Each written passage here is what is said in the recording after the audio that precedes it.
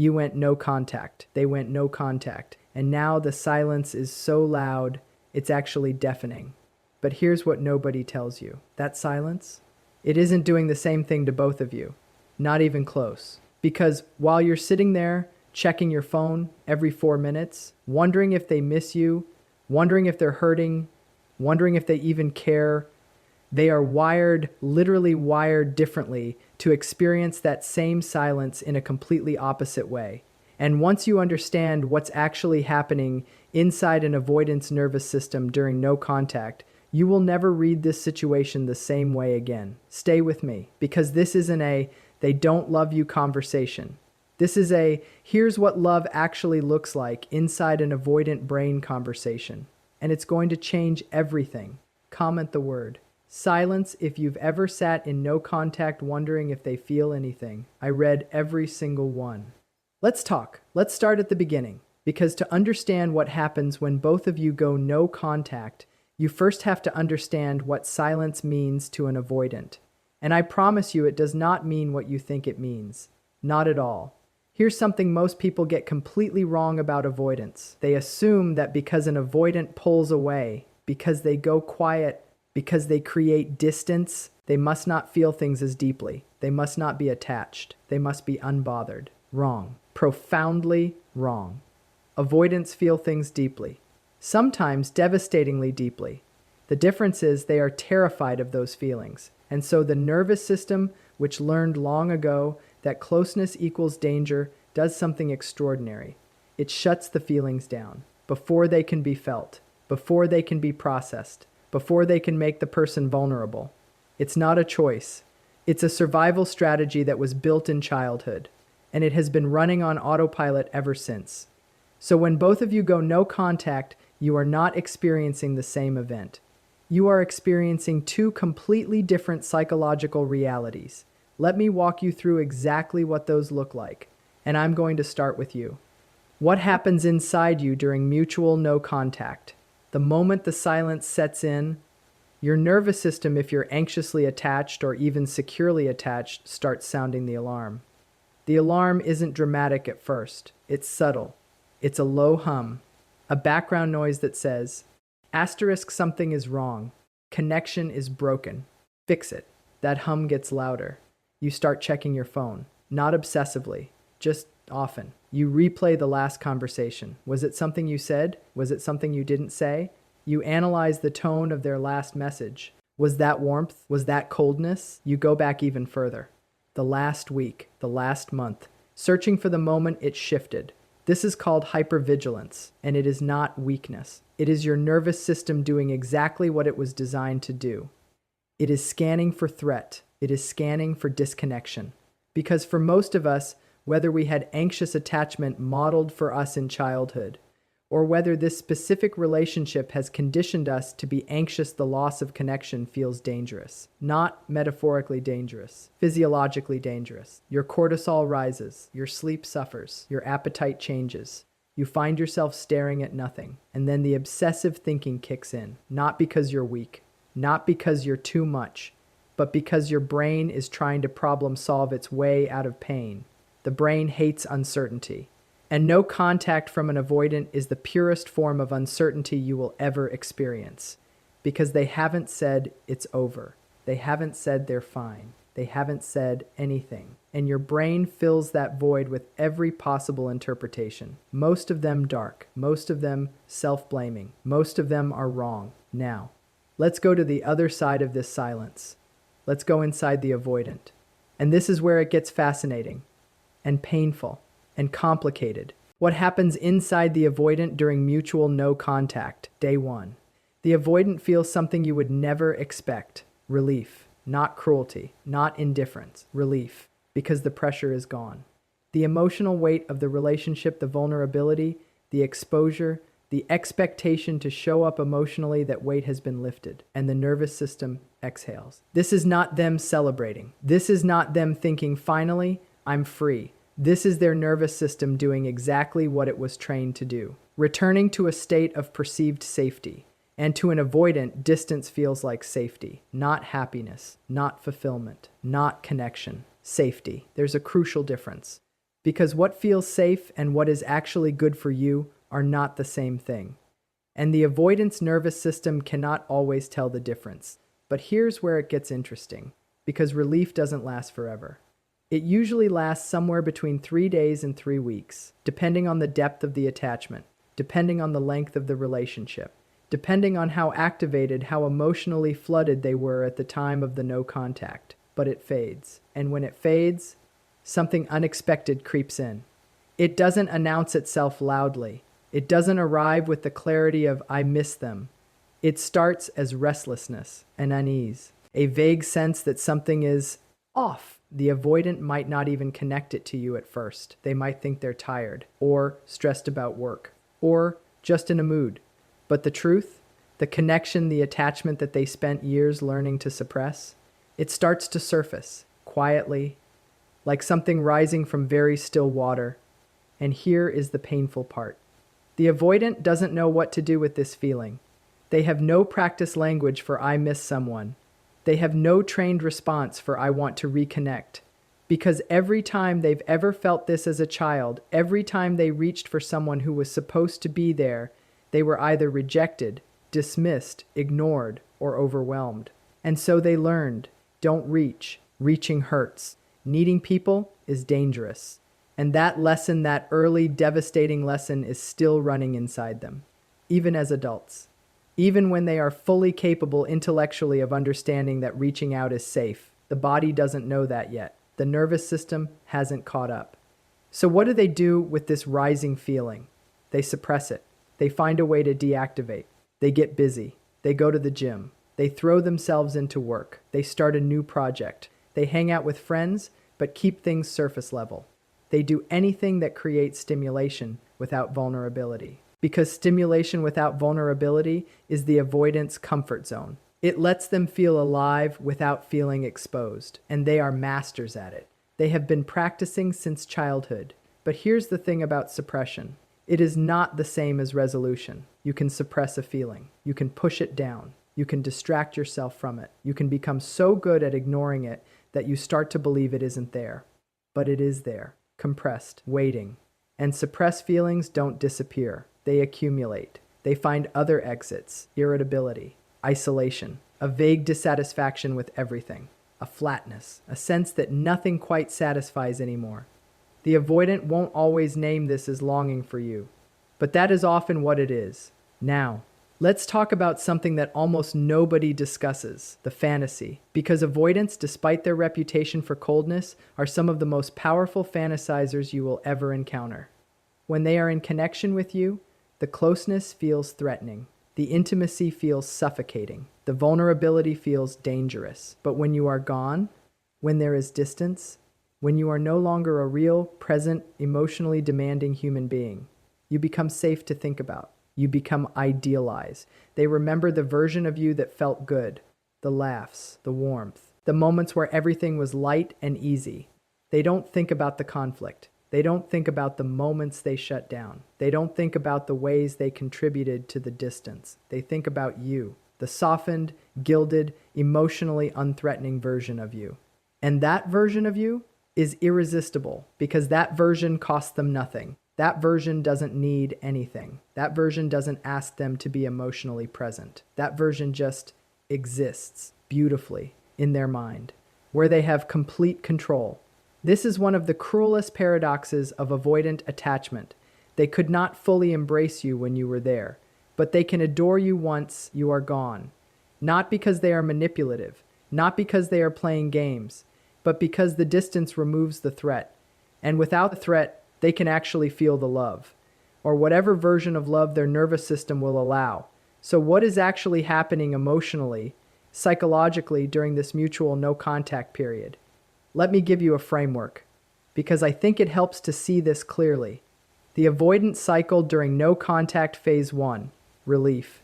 Day 1 to approximately day 7 to 14. The pressure is off. The nervous system deactivates from the relational stress. The avoidant breathes. They feel though they might not say it like themselves again. Unbothered, contained, in control. Phase 2. Restlessness. Approximately day 7 to day 21. The relief has settled, but something feels missing. Not loudly, not urgently, but it's there. The absence of you has weight. They notice it in small moments. When something funny happens and they reach for their phone, and remember they're not texting you. When they have a hard day and they realize there's no one they actually want to call. When they pass a restaurant you used to love, or hear a song, or see something ridiculous that they know would have made you laugh. These are micro moments of attachment breaking through the suppression. They are fleeting, but they are real.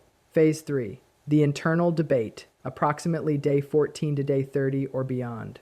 This is the phase most people never hear about, because it is entirely internal. The avoidant begins silently, privately to weigh something. Do I reach out? And then immediately, number. That would make me vulnerable. But what if they've moved on? But what if I reach out and they don't respond? But what if I reach out and they do respond and then it gets hard again? What if I can't handle it? What if I open this door and then I panic again? This internal debate can last days. It can last weeks. Sometimes it lasts months. And from the outside, from your side, it looks like nothing is happening. It looks like they don't care. It looks like they've moved on. But inside, there is a war. A quiet, private, agonizing war. Phase 4. One of two outcomes. Either the avoidant reaches out, or they don't. And the reason they don't when they don't is not always that they've decided they don't want you. Sometimes it's that the fear of reaching out is simply greater than the pain of not doing so. And that is not a statement about your worth. That is a statement about their wounding. Let me pause here, because I want you to really sit with something. This is not a script for how to get them back. This is not a roadmap for how to wait it out. This is not me telling you that if you just hold on long enough, they will come around. That might happen, or it might not. What I am telling you is the psychological reality of what is happening inside them, so that you can stop torturing yourself with the wrong interpretation, so that you can stop internalizing their silence as evidence of your unworthiness, so that you can understand the actual architecture of avoidant attachment, and make decisions from that clarity. Because here's the hard truth. No contact affects avoidance differently based on one critical variable: how much they were actually attached to you. Not how much they showed it, not how much they expressed it, but how deeply the attachment had actually formed. And this is where avoidants get complicated, because they can be profoundly attached to someone while behaving in ways that look like indifference. The attachment is real. The suppression is just more powerful. So how do you know if the attachment was real? Look at the pattern before the no contact. Did they keep coming back? Not just once, but repeatedly? After conflict, did they reach out? Not always with a perfect apology, but did they return? Did they share things with you that they said they'd never shared before? Did they have moments rare, fleeting, where the wall came down? Where did they go? Where they were present? Where they said something that cracked you open because it was so unexpectedly tender? Those moments are data. Those moments are not accidents. Those moments are attachment breaking through. Imperfectly, inconsistently, but real. Now let's talk about something that is genuinely uncomfortable. What you are doing wrong during no contact. Because, yes, there are things you might be doing wrong, and I say this with full compassion, because everything you are doing makes complete sense given the pain you're in, but some of it is hurting you. You are probably checking their social media, or having someone else check for you, or looking at their location if you still have access, or analyzing who liked their most recent post, or reading every comment they left on someone else's photo. You are doing forensic work, emotional forensics, trying to piece together their internal state from external fragments. And here is the thing about that. It is never giving you accurate data, because avoidants are not performing their feelings on social media. They are performing distance. They are performing normalcy. They are performing, I'm fine, even when they're not fine. Even when they're restless and confused and quietly missing you. The performance is not the reality. And when you interpret the performance as the reality, you get hurt over and over again by something that isn't even real information. You are also probably doing something else. You are bargaining, not with them. With yourself, you are saying, I'll wait 2 more weeks. If they don't reach out by then, I'll know it's really over.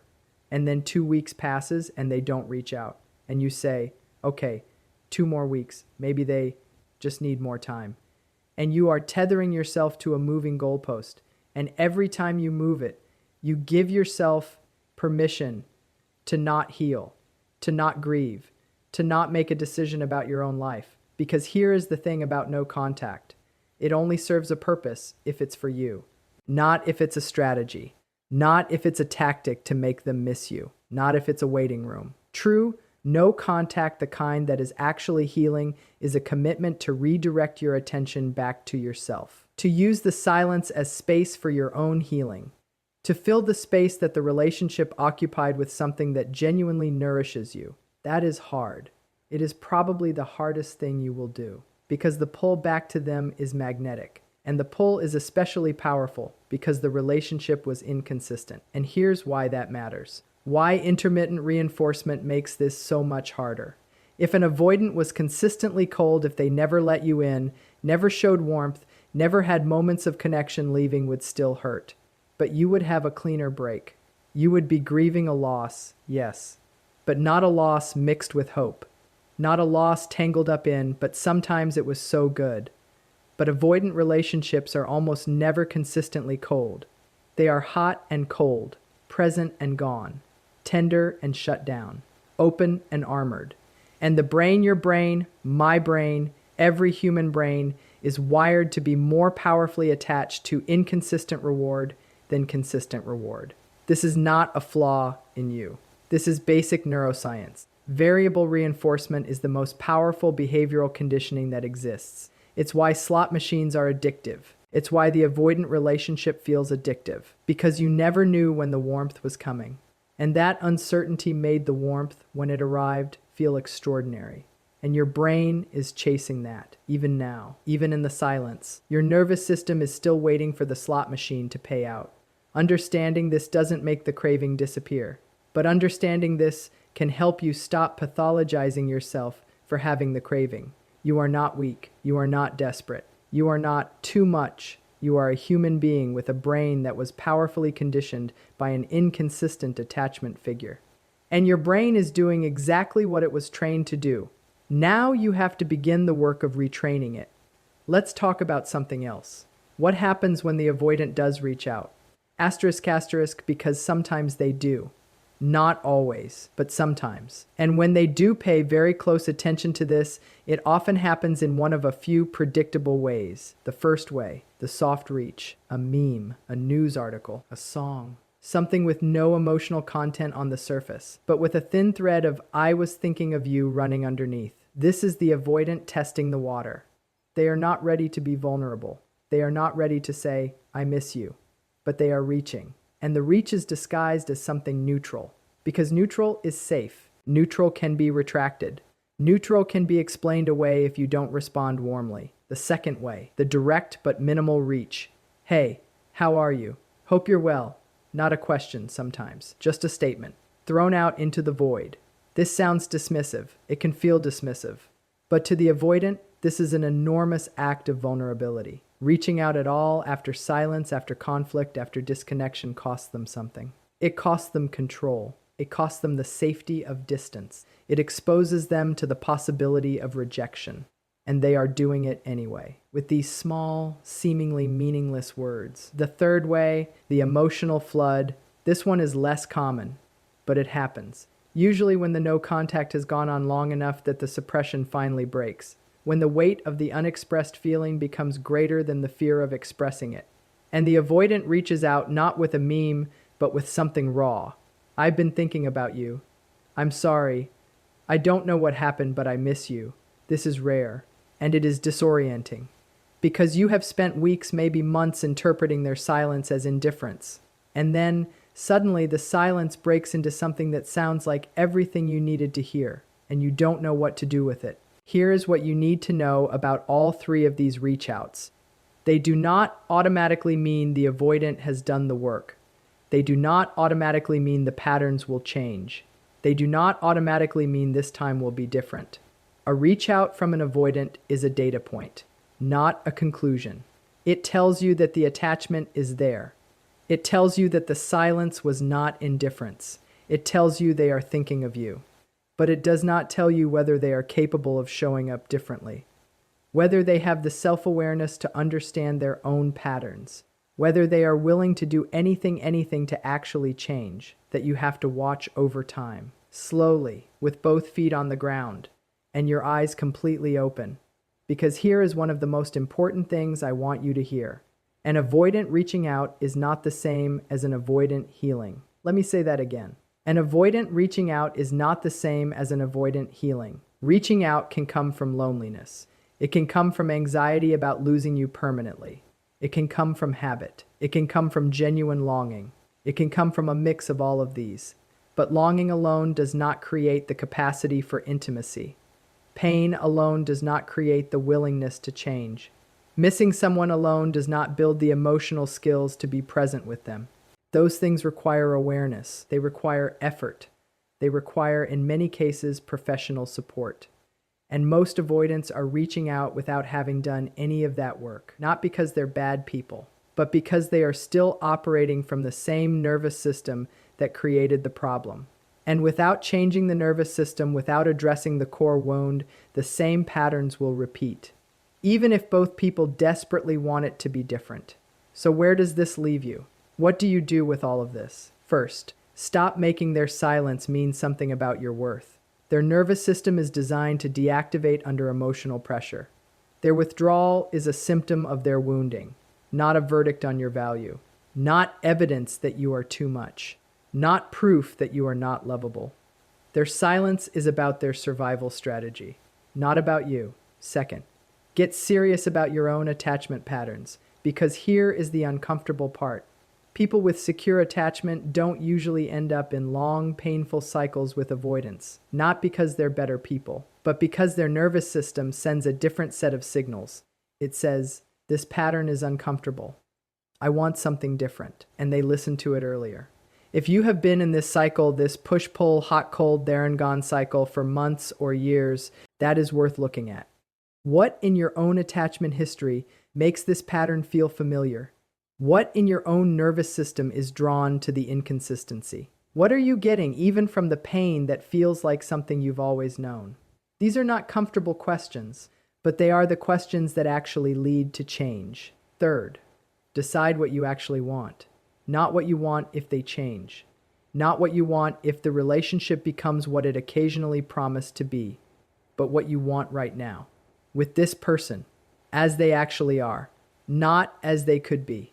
Not as they were in their best moments, as they are in their patterns, because patterns are the truth, moments are the exception, and building a life on exceptions is exhausting. Fourth, use this no contact for something real, not as a strategy, not as a tactic, not as a weight. Use it as a genuine opportunity to come back to yourself, to remember who you were before this relationship consumed you, to do the things you stopped doing, to be with the people you started neglecting. To sit quietly without your phone and listen to what you actually want your life to feel like. Because the grief is real, the longing is real, and it deserves to be felt. Not bypassed, not rushed, but felt and then gently, deliberately redirected toward your own becoming. Now, let me talk about something that is rarely discussed. What if neither of you ever breaks the silence? What if the no contact simply continues? What if weeks become months? What if months stretch toward a year? What if you never get the closure conversation? Never get the explanation? Never get the, I'm sorry I was wrong. Here is what happened. Here is what I understand now. This is one of the most painful possibilities, and it is one of the most common ones with avoidance. Because closure, the kind you want, requires them to be emotionally present. It requires vulnerability. It requires accountability. It requires them to sit in discomfort without running. And many avoidants cannot do that. Not yet. Maybe not ever. And so the silence simply continues, and you are left holding a story with no ending.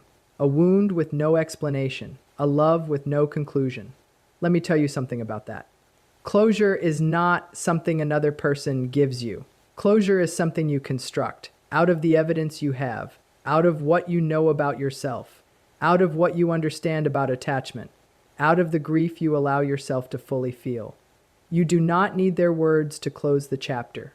You need your own decision, your own understanding, your own willingness to say, I know enough to know this was painful.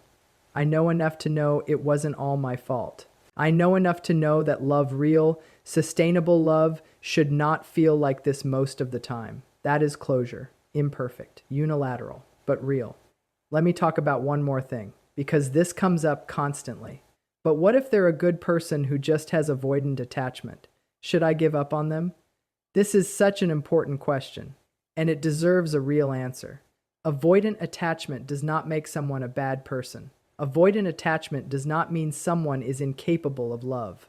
It means they are carrying a wound that was inflicted long before you arrived, and that wound left unexamined will continue to drive the pattern. But here is the thing. Wounds can be healed. Attachment patterns can be rewired. Research is absolutely clear on this. Earned secure attachment is real. People do change. But this is a significant but change requires the avoidant to want it, to seek it, to work for it, not because you asked, not because you're waiting, not because the pain of losing you is acute, but because they themselves have decided that the cost of their patterns is too high, because they themselves want something different. That decision has to come from inside them. You cannot want it into existence. You cannot love them into it.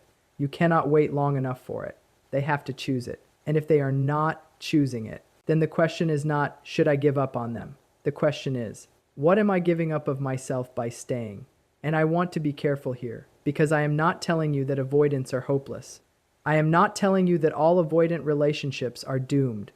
I have seen genuinely avoidants who did the work, who got into therapy, who developed the self-awareness to recognize their own deactivation in real time, who learned to sit with discomfort instead of running from it, who slowly, imperfectly, non-linearly became more present, more emotionally available, more capable of the intimacy they were always longing for but terrified of. It happens. It is not guaranteed, but it happens. What those relationships have in common is this. Both people were doing their own work. Not just the avoidant doing work to become less avoidant, but the other person doing work too. Understanding their own patterns, building their own security, healing their own wounds. Because two wounded people who love each other without doing their individual work will simply wound each other over and over with the best intentions and the most genuine love. So let me bring this home, because we started with a question. What happens when both of you go no contact, and now you know? Inside the avoidant. Relief that becomes restlessness, that becomes a private war, that becomes a decision they may or may not make. Inside you. Hypervigilance that becomes obsession, that becomes grief, that if you let it becomes an invitation back to yourself. The silence is not empty. It is full on both sides, with feelings that are not being spoken, with attachment that is not being expressed, with longing that is real but buried under fear. And what you do with that silence, that is where your power lives. Not in whether they reach out, not in whether they come back, not in whether the relationship gets the ending you deserved. Your power lies in what you choose to do with yourself. Right now, in the silence, before they reach out, whether they ever reach out. That is where your healing begins. Not when they call, not when they apologize, not when they finally understand. Now, in the quiet, in the space that their absence has opened up. Breathe into it. It is not empty. It is yours. And if you're sitting in that silence right now, if you're on day 3 or day 30 or day 300, and you're wondering if you matter, if what you had was real, if you are too much or not enough, let me be very clear. You are not too much. You are not enough. You are someone who loved a person whose nervous system could not receive that love the way it deserved to be received. That is not your failure. That is their unfinished work. And the most important thing you can do right now, the most important thing is to make sure that their unfinished work does not become your unfinished life. You deserve presence, not performance. You deserve consistency, not crumbs of warmth between stretches of cold. You deserve someone who may be imperfect. We are all imperfect, but who is doing the work, who is showing up, who is choosing you. Not just in the moments when love feels easy, but in the moments when it asks something of them. That is what love is supposed to feel like. And you are allowed to want it. You are allowed to require it. You are allowed to stop settling for less. Even if that means sitting in this silence a little longer. Even if that means grieving something that was real. Even if it hurts more than you thought anything could hurt. You're going to be okay. Not because I'm saying it, but because you are here. Still asking questions. Still trying to understand. Still refusing to let your pain go unexamined. That is not weakness. That is the beginning of everything. Don't forget, drop silence in the comments if this found you at the right time. I see you.